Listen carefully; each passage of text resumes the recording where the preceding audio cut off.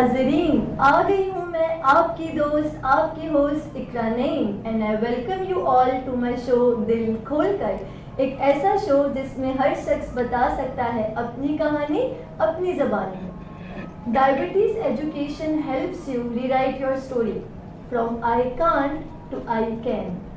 आसान नहीं होता डायबिटीज़ को कंट्रोल करना, बल्कि मैं ये कहूँगी कि बहुत ही मुश्किल सफ़र होता है अपनी पसंदीदा शुगर रिलेटेड चीज़ों से परहेज़ करना। मगर इसीलिए ही हमारे पास होते हैं डायबिटीज़ एजुकेटर्स। उनकी राइट नॉलेज और सपोर्ट के साथ हम इजीली डायबिटीज़ को कंट्रोल भी कर सकते हैं और एक एक्टिव लाइफस्टाइल की तरफ अपने कदम भी बढ़ा सकते हैं। सो ख़वातीन और हज़रात, let's welcome our today's special and talented guest, our well-known diabetes educator miss Rafia Umar. अस्सलाम वालेकुम। वालेकुम अस्सलाम। कैसी हैं आप? अल्लाह का शुक्र है। सबसे पहले तो मैं बहुत शुक्रगुजार हूँ कि आप यहाँ पे आई और आपके इन नॉलेजेबल अल्फाज से और भी नाजरीन को ये अवेयरनेस स्प्रेड होगी। थैंक यू कि आपने मुझे यहाँ बुलवाया। आज डायबिटीज़ एजुकेशन पे बात करने के लिए मुझे ये प्लेटफॉर्म आपने मुहैया किया। Thank you. सबसे पहले मैं अपने हर गेस्ट से पूछती हूँ कि स्टार्ट करते हैं आपके फैमिली बैकग्राउंड से। मेरा फैमिली बैकग्राउंड, हम 4 बहनें और मेरे 3 भाई और अम्मी Abu. Nice, 7 is my favourite number. तो भाई नाइस, 7 सिबलिंग्स। अच्छा, तो आपका एजुकेशनल बैकग्राउंड क्या है? मैंने नवाबशाह से मैंने मैट्रिकुलेशन किया।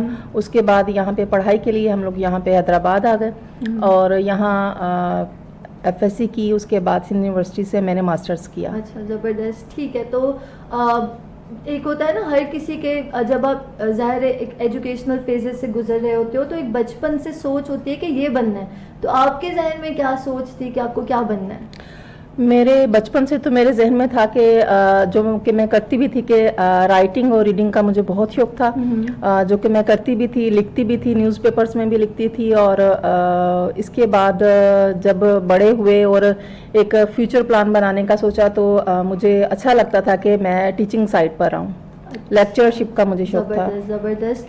तो from your interest to being in teaching और अब आप फाइनली डायबिटीज़ एजुकेटर हैं, तो ये स्विच का क्या रीज़न है? स्विच तो नहीं किया, टीचिंग का शौक था ना, तो यहाँ पे भी टीच कर रहे हैं क्योंकि यहाँ पे भी आप टीच ही कर रहे हैं। यहाँ पे भी टीच ही कर रहे हैं। तो 2006 में मैंने मास्टर्स जैसे ही मैंने कंप्लीट किया तो ये मुझे एक डायबिटीज़ एजुकेटर की एक जॉब ऑफर हुई जो कि मैंने अवेल की। सही। तो मैं जानना चाहूँगी कि आपकी पहली जॉब किस कंपनी में थी और आपका क्या एक्सपीरियंस था क्योंकि वो आपकी फ़र्स्ट जॉब थी एज अ डायबिटीज़ एजुकेटर। हाँ, अगर देखा जाए तो 2006 में इलाई लिली फार्मास्यूटिकल कंपनी में मैंने एज अ डायबिटीज़ एजुकेटर मैंने ज्वाइन किया। और इलाई लिली फार्मास्यूटिकल कंपनी एक अमेरिकन बेस्ड कंपनी थी जो कि पाकिस्तान में, जिसने फर्स्ट टाइम ये प्रोजेक्ट डायबिटीज़ एजुकेशन का लॉन्च किया था। दुनिया में दूसरे ममालिक में तो था, पाकिस्तान में ये फर्स्ट टाइम ये कॉन्सेप्ट आया था कि डायबिटीज़ एजुकेशन के लिए डायबिटीज़ एजुकेटर्स को हायर किया जाए। बेहतरीन। तो अच्छा, तो ये आप माशाल्लाह आपकी फ़र्स्ट एक्सपीरियंस था इतनी वेल नॉन कंपनी में। तो हर कंपनी में कुछ चैलेंजेस भी होते हैं, स्पेशली जो आपकी फ़र्स्ट जॉब होती है। तो इस कंपनी में क्या चैलेंजेस थे और आपने उनको कैसे कोप किया? चैलेंजेस तो देखें सिर्फ इस कंपनी में नहीं, हर जॉब में, हर ज़िंदगी के हर शोबा में होते हैं। जहाँ जहाँ आप जाते हैं तो वहाँ पे चैलेंजेस सामने आते हैं। पार्ट ऑफ लाइफ है। पार्ट ऑफ लाइफ है। तो यहाँ पे अगर मैं देखूँ तो एक तो ये कि जब जैसे मेरी जॉब जो थी वो हॉस्पिटल में डॉक्टर्स के साथ ही, गवर्नमेंट हॉस्पिटल्स में जाना, वहाँ पे जो डायबिटीज़ की ओपीडीज़ थी उन पे जो डॉक्टर होते थे उनके साथ बैठना और उनके जो डायबिटिक पेशेंट्स होते थे उनको मुझे एजुकेट करना होता था। अच्छा, तो वहाँ पे डॉक्टर्स के जहन में ये होता था कि शायद ये बंदी कंपनी ने हमारे साथ इसलिए बिठाई है कि ये हम पे नज़र रखे कि हम उनकी इस कंपनी की मेडिसिन लिख रहे हैं या नहीं लिख रहे हैं, जबकि कंपनी का इससे कोई वो नहीं था। ये अलग ही एक प्रोजेक्ट था जिसने सिर्फ एजुकेशन पे काम करना होता था, सेल्स रिगार्डिंग इसमें कुछ वो नहीं होता था। लेकिन यहाँ पे मुझे चैलेंजेस आते थे। मैं बताती थी कि भाई मुझे जस्ट पेशेंट्स को एजुकेट करना है और वो मैं वही काम करती थी, यही काम होता था। तो इस कंपनी में आप कितने इयर्स थी?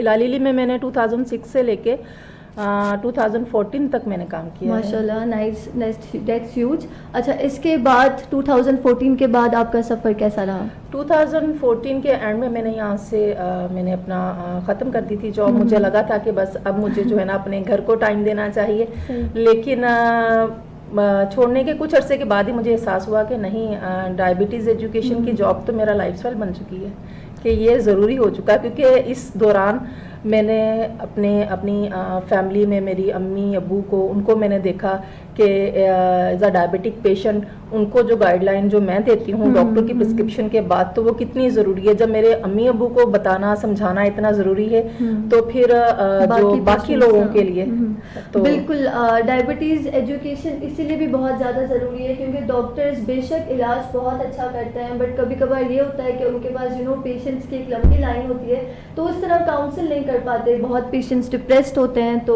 काउंसलिंग बहुत ज़्यादा ज़रूरी है। सही। तो इसके बाद 2014-15 में आपने जो दोबारा ज्वाइन की, तो वो कौन सी कंपनी थी? जी, दोबारा मैंने नोवो नॉर्डिस्क कंपनी ज्वाइन की। उसमें उनका नोवो केयर के नाम से उनका प्रोजेक्ट था, तो उसको मैंने ज्वाइन किया 2015 में। तो उसमें फिर एज अ डायबिटीज़ एजुकेटर, उसमें भी डायबिटीज़ एजुकेशन स्पेशलिस्ट मैंने काम किया, और बस ये सफ़र मेरा जारी रहा। कब तक? 2023 तक मेरा ये जारी रहा। उसके बाद कोविड के बाद जिस तरह के हालात बने हैं, मल्टीनेशनल कंपनीज ने अपनी जो चीज़ें प्रोजेक्ट्स जो क्लोज किए हैं, तो उसमें एक हमारा प्रोजेक्ट भी था जिसको क्लोज करना पड़ा। सही। अच्छा, ये कहते हैं कि इन्होंने कोविड के टाइम पे इस कंपनी से रिजाइन किया? नहीं, मैंने रिजाइन नहीं किया था, प्रोजेक्ट क्लोज हुआ। एग्जैक्टली। तो वो कौन सा ईयर था? सॉरी, कौन सा ईयर था वो? 2023 था। कोविड के बाद हुआ ये। करंटली ये एक हॉस्पिटल में as a well known diabetes educator काम कर रही हैं और माशाल्लाह बहुत अच्छी सर्विसेज भी दे रही हैं। हम जानेंगे कि डिटेल में वो कौन सा हॉस्पिटल है, कहाँ है, वहाँ पे कौन से पेशेंट्स आते हैं, क्या बातचीत होती है और क्या डिटेल में एक्सपीरियंसेस है। मगर आपको भी हो रही है एक्साइटमेंट, लेकिन हम लेंगे एक छोटा सा ब्रेक, तो ब्रेक लीजिए, कहीं मत जाइए, दिल खोलकर जल्दी वापस आइए।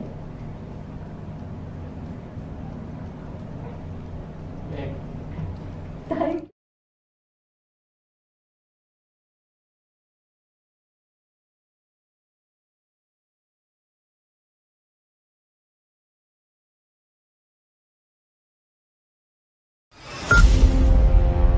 14 अगस्त 1947 ये रेडियो पाकिस्तान लाहौर।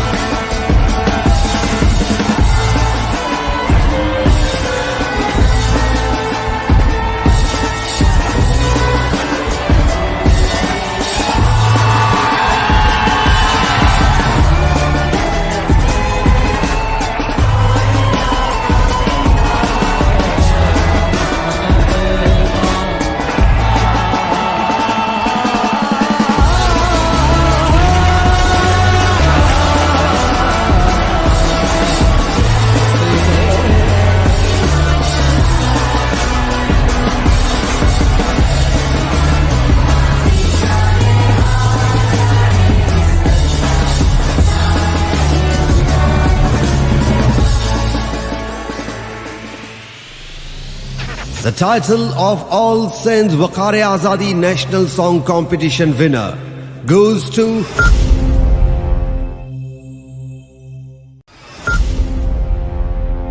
अगस्त 1947 ये रेडियो पाकिस्तान लाहौर।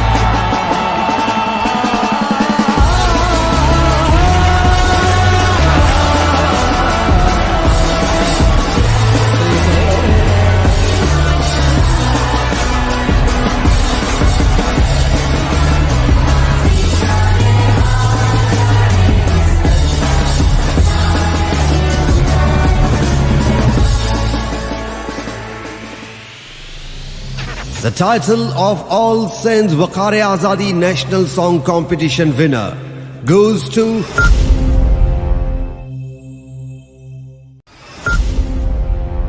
14 अगस्त 1947 ये रेडियो पाकिस्तान लाहौर।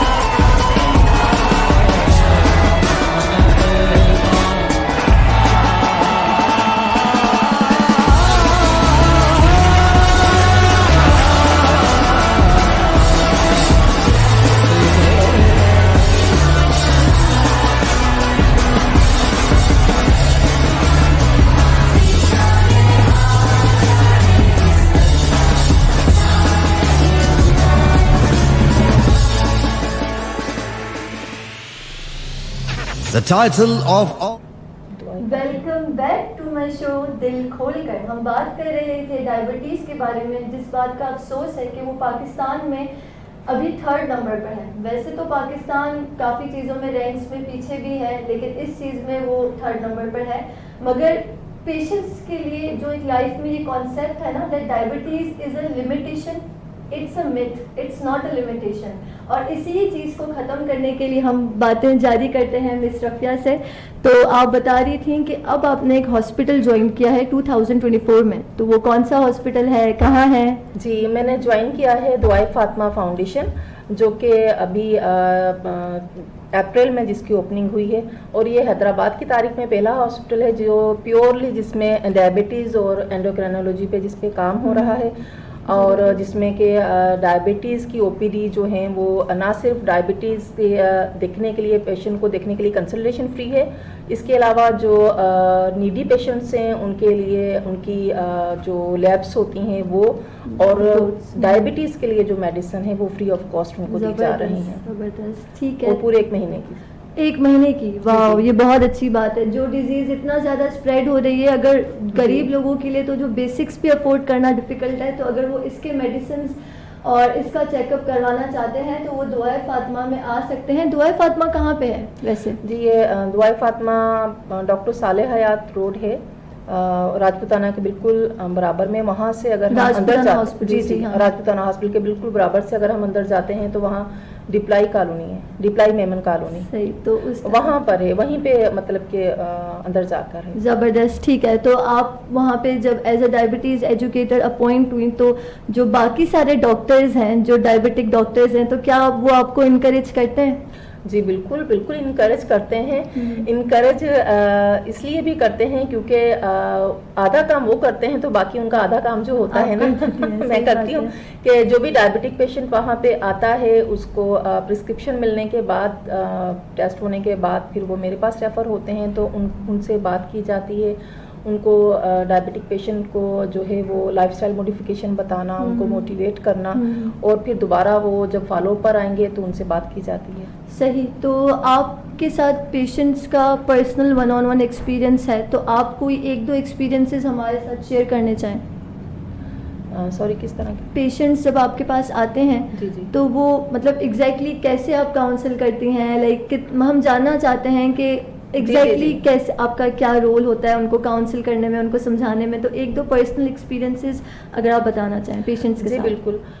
पेशेंट जब डॉक्टर मेरे पास रेफ़र करते हैं तो पेशेंट के जहन में यही होता है कि अच्छा भैया अब इनके पास जाएंगे तो ये तो हमारा जो है ना वो तमाम मज़ेदार खाने वाली जो चीज़ें हैं ना वो तो ये बंद कर देंगी। हाँ। तो या फिर इसके अलावा जो है ना बस इन्होंने क्या बताना, यही बताएंगे कि ये खाओ या ना खाओ। लेकिन जब वो रूम में आते हैं तो उनको सिर्फ डाइट पे बात नहीं की जाती, पेशेंट को पूरा उनकी बात सुनी जाती है और उनको मोटिवेट किया जाता है।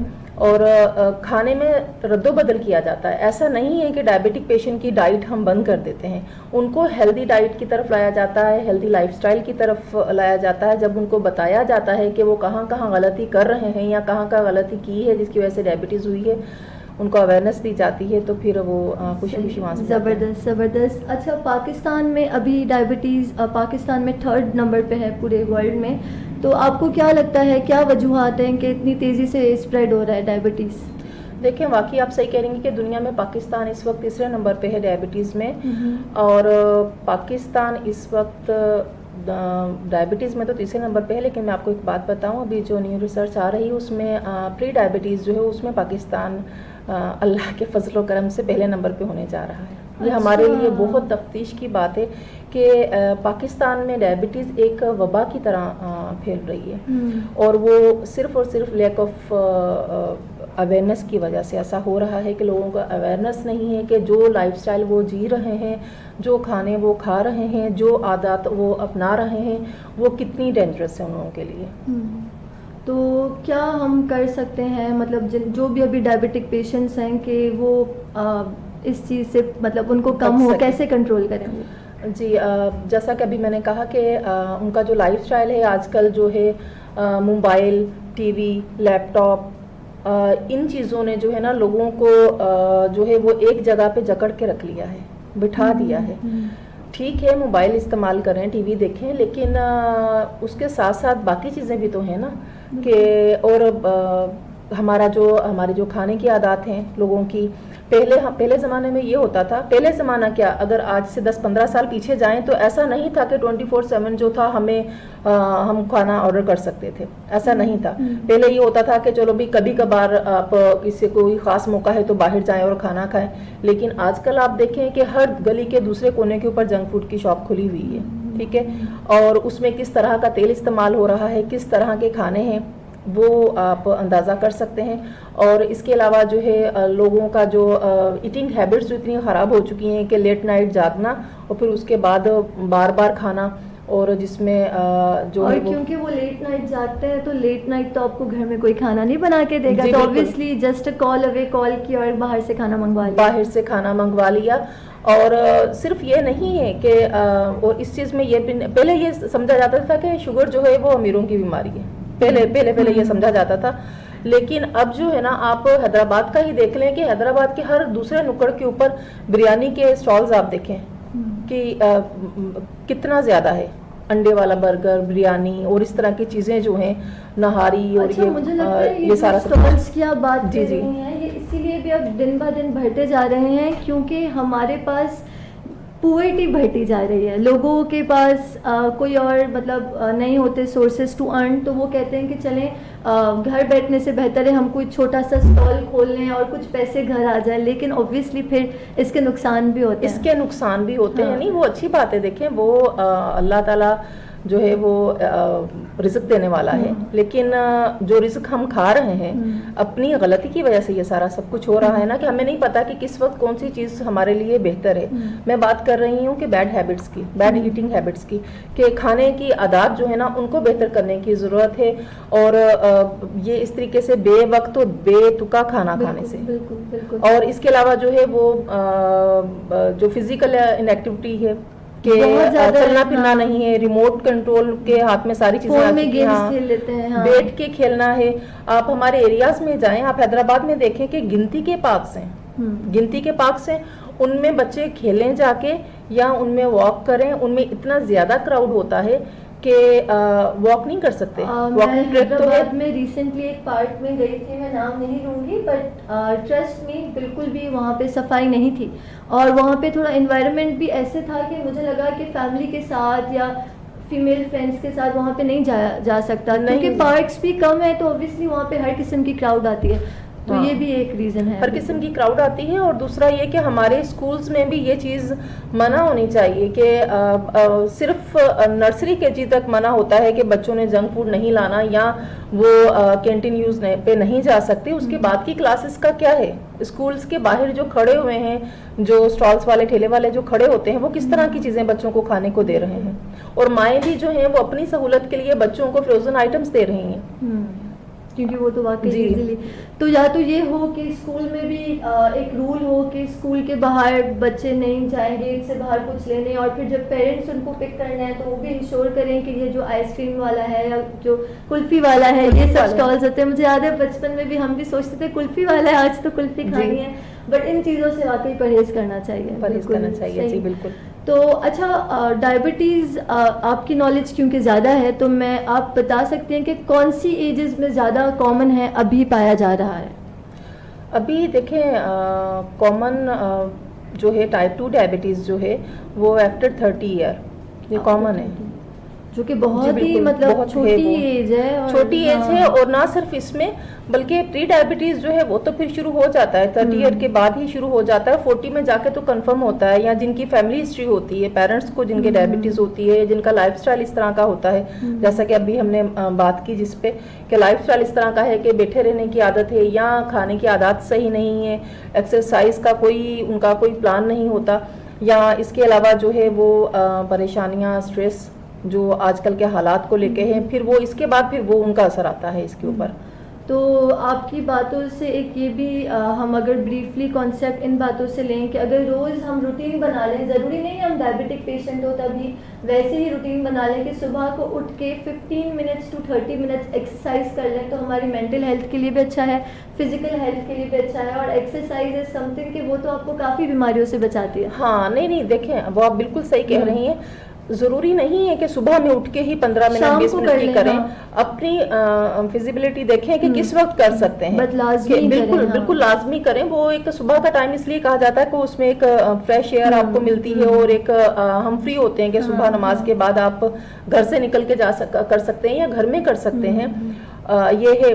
वरना इसके अलावा शाम में की जा सकती है, रात के टाइम पे की जा सकती है कि जस्ट आपने आधा घंटा वॉक करनी है। इसके अलावा अगर वॉक करने के अलावा जो है दूसरी चीज़ें एक्सरसाइजेज भी हैं जो कि यूट्यूब पे हम शॉर्ट्स और रील्स तो देखते रहते हैं, वो चीज़ें देखें अगर तो उनसे भी हमें फ़ायदा हो सकता है कि एक्सरसाइजेज कौन कौन सी करनी है जो इजीली हम घर में एक कमरे में कर सकते हैं। बिल्कुल। अच्छा, अगर ऐसा कोई मतलब पेशेंट हो जो बहुत ज़्यादा डिप्रेस हो, ये सोच के कि उसको मीठा बहुत ज़्यादा पसंद है और परहेज़ नहीं हो रहा मीठे से, लेकिन डायबिटीज़ भी है, तो क्या किया जाए ऐसी सिचुएशन में? मतलब ऐसे पेशेंट के लिए जो मीठा बिल्कुल भी नहीं छोड़ सकता, तो कोई ऐसे वर्ड्स उनके लिए जो उनको बेटर फील करवाएं, और कोई ऐसी टिप्स, क्योंकि मुझे यकीन है हमारे नाजरीन जो हैं उनमें से काफ़ी ऐसे लोग भी होंगे, तो उनके लिए कुछ ऐसा बताना चाहें। देखिए, हज़रत अली का फरमान है कि ज़ुबान का जो है ना एक छोटा सा गोश्त का लोथड़ा है ये हमारा, इसको सुकून देने के लिए, इसको तस्कीन देने के लिए पूरे पहाड़ जैसे जिस्म को क्यों तकलीफ में डाला जाता है? ये सिर्फ बोलने की हद तक नहीं है, ये खाना और जायके के लिए भी हम बात करेंगे कि क्या है, खाना मीठा खाते हैं, थोड़ी देर के लिए वो पता होता है, जुबान सकती है, जुबान को पता होता है, लेकिन उसके बाद फिर भुगतना तो फिर पूरे जिस्म को होता है ना। और डायबिटिक पेशेंट जो कि मीठा नहीं छोड़ते तो उनको हम डायरेक्ट ये नहीं कहते कि बस अब ये सारा सब कुछ ख़त्म, उनको ग्रेजुअली लाया जाता है, उनको हकीकत दिखाई जाती है, क्लियर पिक्चर दिखाई जाती है कि भाई अगर आप नहीं छोड़ेंगे तो उससे आपकी आंखें, आपका दिल, आपके गुर्दे, आपके पैर किस बुरी तरीके से अफेक्टेड हो सकते हैं। और जब डायबिटीज़ फैमिली में किसी एक बंदे को होती है तो वो सिर्फ एक बंदा नहीं डिस्टर्ब होता, उसकी वजह से पूरी फैमिली डिस्टर्ब होती है। बिल्कुल। तो जब ऐसे बंदे जो शुगर का जो मरीज़ होगा, जब उसको इस चीज़ का एहसास दिलाया जाता है तो फिर कौन इंसान होगा जिसको अपनी फैमिली की फ़िक्र नहीं होगी। बिल्कुल सही कह रही हैं। तो अच्छा, आप अभी दुआए फातिमा में as a diabetes educator work कर रही हैं, तो इसके अलावा आपके और क्या प्लान्स हैं कि जिससे आप अवेयरनेस स्प्रेड कर सकें? जैसे आज हमारे प्लेटफॉर्म से थ्रू डेफिनेटली और ज़्यादा अवेयरनेस इंक्रीज़ होगी, इसके अलावा आपके इन कमिंग फ्यूचर क्या प्लान्स हैं इस हवाले से? जी, दुआए फातिमा में रहते हुए वहाँ पर प्योरली जो जिस तरह से डायबिटीज़ की ओपीडीज़ चल रही हैं, एंडोक्राइनोलॉजी की ओपीडी है, डायबिटीज़ की है, तो डायबिटीज़ एजुकेशन की ये सेटअप है। तो इसमें पेशेंट्स की अवेयरनेस के लिए भी वहाँ पे डिफरेंट सेशंस रखे जाते हैं और उनको गैदर किया जाता है, उनको बताया जाता है कि आप डायबिटीज़ अगर हो गई है तो उससे किस तरह से आप कंट्रोल कर सकते हैं, उसके साथ एक हैप्पी लाइफ गुजार सकते हैं, या जिनको होने वाली है वो उससे किस तरीके से दूर रह सकते हैं। ये बहुत अच्छी बात है। अच्छा, एज अ डायबिटीज़ एजुकेटर आपके लाइफ में बहुत सारे फुलफिलिंग मोमेंट्स होंगे, बट आप अगर कोई एक हमें बताना चाहें, आपका एक सबसे यादगार मोमेंट जो आपको अपने आप पे कभी कभार होता है ना कि ये काम ज़िंदगी में मैं बहुत अच्छा कर रही हूँ, तो ऐसा क्या वो लम्हा था जब आपको इस चीज़ का शिद्दत से एहसास हुआ? हाँ, देखिए, एक मेरा लंबा सफ़र है डायबिटीज़ एजुकेशन में।